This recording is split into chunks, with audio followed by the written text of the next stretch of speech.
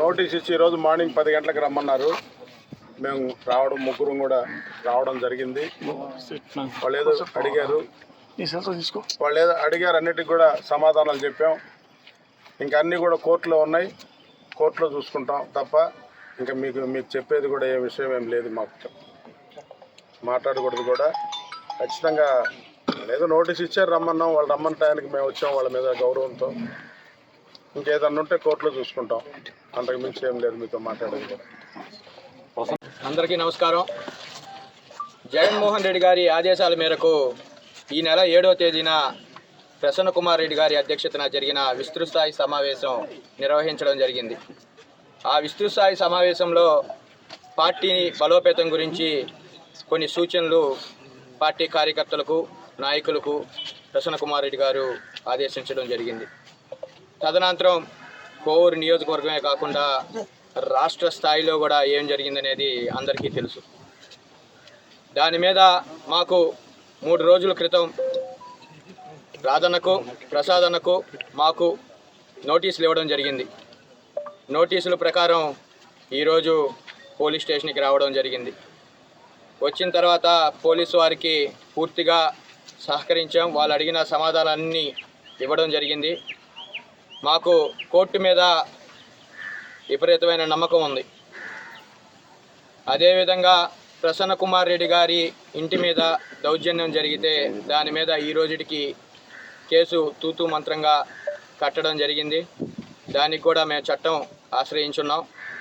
త్వరలోనే కోర్టు నుంచి ఆదేశాలు వస్తాయి. గతంలో అనేక మంది ఎమ్మెల్యేలు 3 సంవత్సరాలు నల్లపరెడ్డి శ్రీనివాసులు గారు, 6 సార్లు నల్లపరెడ్డి ప్రసన్న కుమార్ రెడ్డి గారు, 3 సార్లు పోలంరెడ్డి శ్రీనివాసులు గారు కోవూరు నియోజకవర్గానికి ప్రాతినిధ్యం వహిస్తే, పోలంరెడ్డి శ్రీనివాసులు గారు 2 సార్లు ప్రాతినిధ్యం వహిస్తే ఏనాడు రాజకీయ నాయకుల మీద రాజకీయ ఎలక్షన్ టైంలో విమర్శలు ప్రతి విమర్శలు చేసుకోవడం సర్వసాధారణంగా జరిగేది. ఎలక్షన్లు అయిపోయిన తర్వాత ఎప్పుడు కూడా ఇట్లాంటి చర్యలు ఎప్పుడు జరగలేదు. ఇళ్ల మీద దాడి చేయడం, వ్యక్తుల మీద స్థాయికి మించి విమర్శలు చేయడం ఎప్పుడు కోవూరు నియోజకవర్గంలో జరిగిన దాఖలాలు లేవు. అదేవిధంగా కోవూరు నియోజకవర్గంలో ఎలక్షన్లు అయిపోయిన తర్వాత ఇరు పార్టీలు స్నేహభావంతో కోవూరు నియోజకవర్గ అభివృద్ధి మీద దృష్టి పెట్టేవాళ్ళు.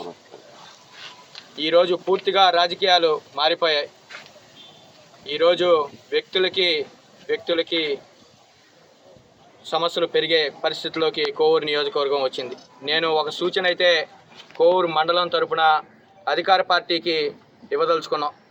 కోవూరు నియోజకవర్గాన్ని అభివృద్ధి చేసి 175 నియోజకవర్గాల్లో కోవూరు నియోజకవర్గాన్ని రోల్ మోడల్గా తేవాలే కానీ రాజకీయ కక్షలు, వయసులో పెద్దవారైనటువంటి చాలామంది మీద ఈరోజు కేసులు పెట్టడం కూడా చాలా తప్పు. దీన్ని మేము పూర్తిగా వాళ్ళకి సహకరించి మేము వాళ్ళు అడిగిన ప్రతి దాన్ని సమాధానం ఇవ్వడం జరిగింది. పోలీసు వారు కూడా దీనికి పూర్తిగా మాకు సహకరించారు. దానికి మేము ప్రత్యేక ధన్యవాదాలు తెలుపుకుంటూ సెలవు తీసుకుంటాం.